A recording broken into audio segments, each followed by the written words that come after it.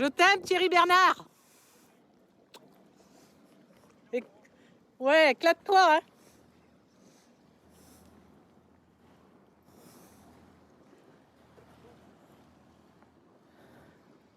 Putain, c'est beau. Wouhou.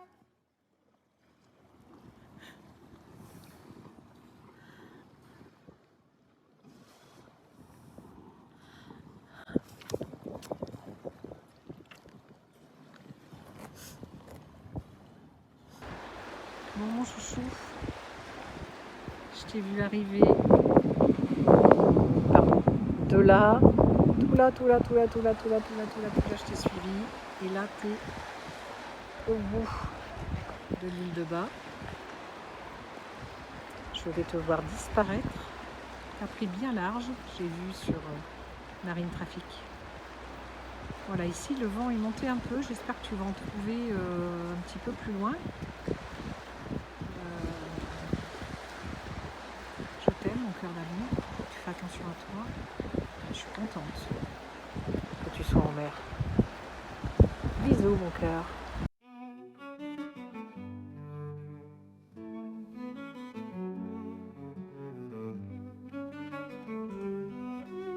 Bonjour à tous, on se retrouve pour le passage du premier rail. Il doit être minuit, minuit et demi. Je ne vous cache pas que l'AIS facilite grandement les choses. Il est facile de remarquer que les cargos suivent votre trace et que du coup, en fait, c'est vraiment simple. Voilà, il y en a beaucoup, mais il faut le passer proprement, clairement. On évite de changer de cap parce que sinon ça n'a plus lieu d'être. Donc là en fait je vous montre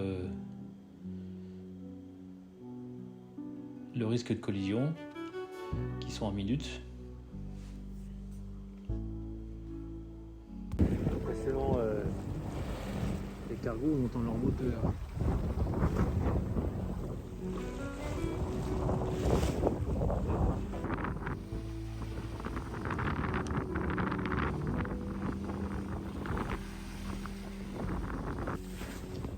Et pendant 3 heures, j'ai eu la chance, pour la première fois, de rencontrer des dauphins en pleine nuit, avec du phytoplancton bioluminescent. Et ils étaient à l'étrave du bateau. Il y avait des poissons qui étaient là, et en fait, ils étaient en train de chasser. Et ça a duré 3 heures. C'est un spectacle incroyable.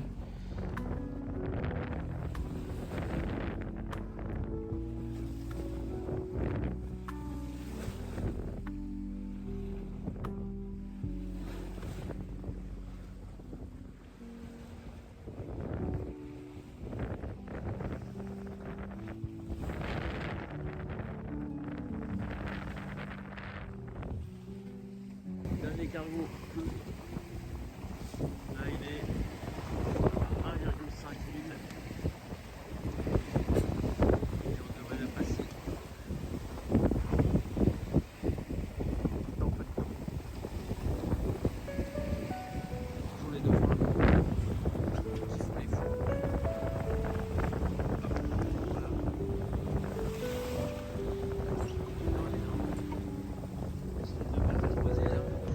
4h40, on passe les derniers cargos.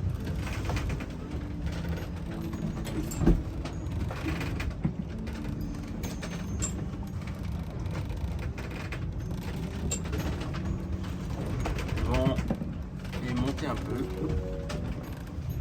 On avance toujours bien, on a toujours notre bon rythme ici.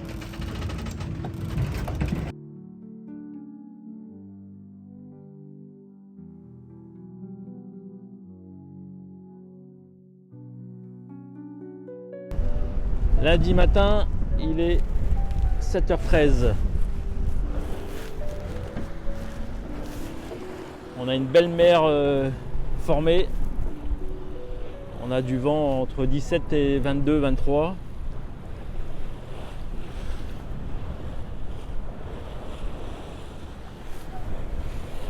J'ai pris un riz dans le Génois et 2 riz dans la GV. Et la GV, je vous montrerai, j'ai un problème. Ça c'était depuis le départ. Mais là, j'ai compris pourquoi.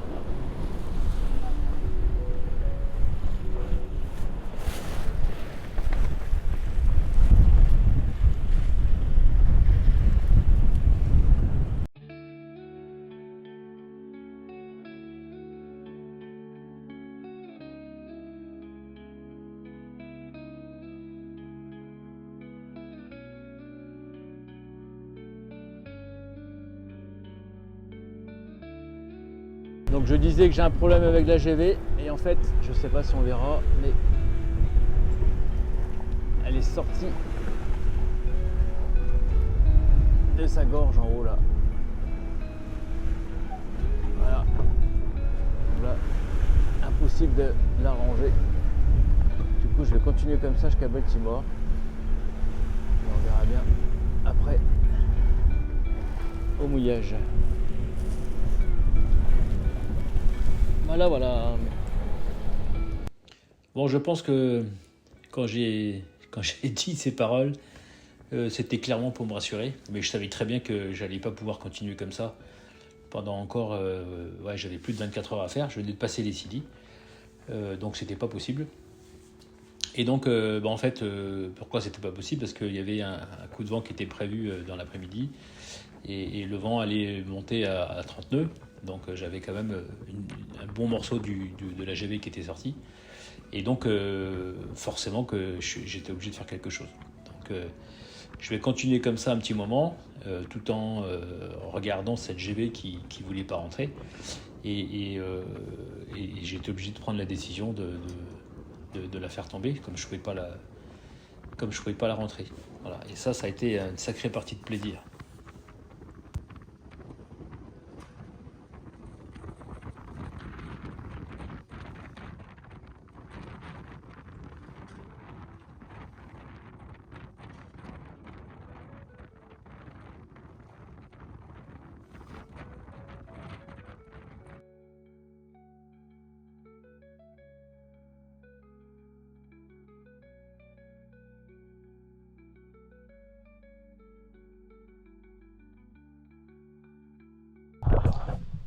Donc voilà, je passe à l'action pour descendre, affaler ma GV. Je m'assure que la caméra soit dans le bon angle. Et vous verrez, au moment où je lâche la pression de la GV, je comprends le problème. Et en fait, le problème, c'est moi qui l'ai créé. C'est au moment où j'ai hissé la GV, là on voit bien, hein. Donc là on voit qu'en fait, hop, elle sort tout de suite de sa gorge. Et donc ça veut dire qu'elle n'était pas, dans le rail. Donc la ralingue était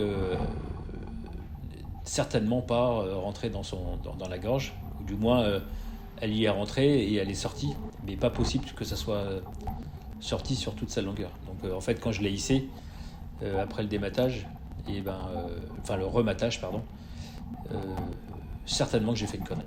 Voilà. Donc en fait, clairement là sur cette action, je suis responsable de ce problème. Et suite à cette action, en fait, j'ai chopé un mal de mer. J'ai clairement été malade pendant un quart d'heure, 20 minutes. Et j'ai mis à peu près... donc là, il doit être sur le coup des, je dirais, 17 heures. 17 heures à peu près. Et je suis avant le coup de vent. Et j'ai mis presque 8 heures pour récupérer mon énergie. Voilà. Mais je suis très content que ça soit bien passé. Ça a été très sportif. Mais je m'en suis bien sorti quand même.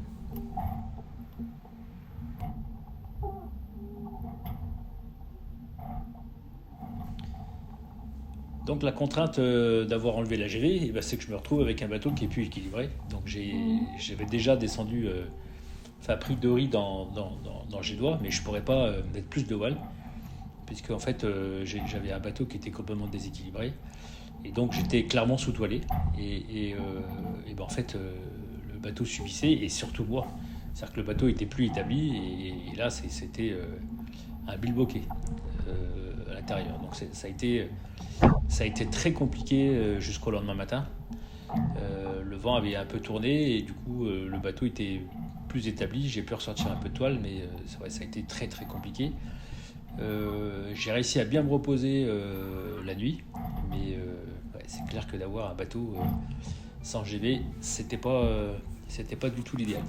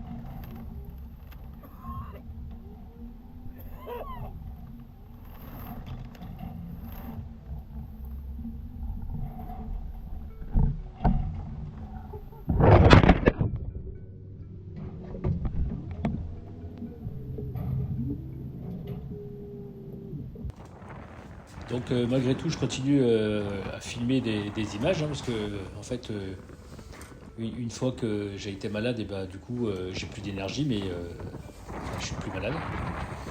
Et j'ai été confronté à un autre souci que j'avais pas anticipé en descendant la voile, c'est que du coup, le profil à l'intérieur du mât, et ben en fait, on l'entend là, un petit peu, et ben en fait, voilà là, il se met à résonner. Et donc à l'intérieur du bateau, bah, ça fait une caisse de résonance incroyable. Et, et c'est très très un bruit très très strident, limite angoissant en fait. Ça conjugué au vent et conjugué aux vagues qui tapent sur la coque, c'était limite stressant en fait. Là on l'entend là.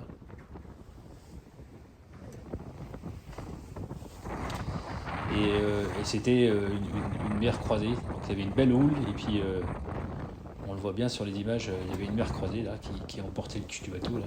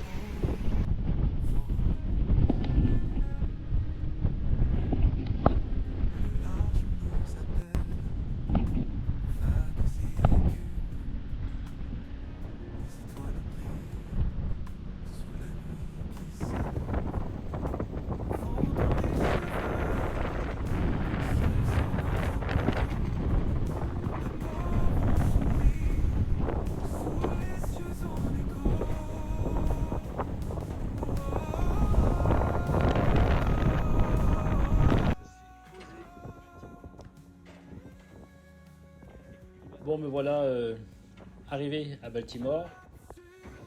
Et cette vidéo a été faite à Christelle pour lui expliquer les problématiques que j'avais rencontrées pendant la traversée. Et donc je serais arrivé à 16h30. Donc j'aurais mis un peu moins de 48 heures, 47 heures. Et donc là c'est Baltimore. Et l'entrée. Et à ce moment-là, et ben en fait j'avais clairement récupéré. J'étais très fatigué, mais j'avais bien récupéré. Et je savourais franchement le moment. Et j'ai mangé un petit peu et j'ai été me coucher très très tôt parce que le lendemain je repartais pour Crancavenne et j'avais décidé de passer par le Fastet. Voilà, donc ça fera partie de la prochaine vidéo. Je vous remercie d'avoir suivi cette premier épisode de mon périple en solitaire et je vous dis à bientôt. Ciao.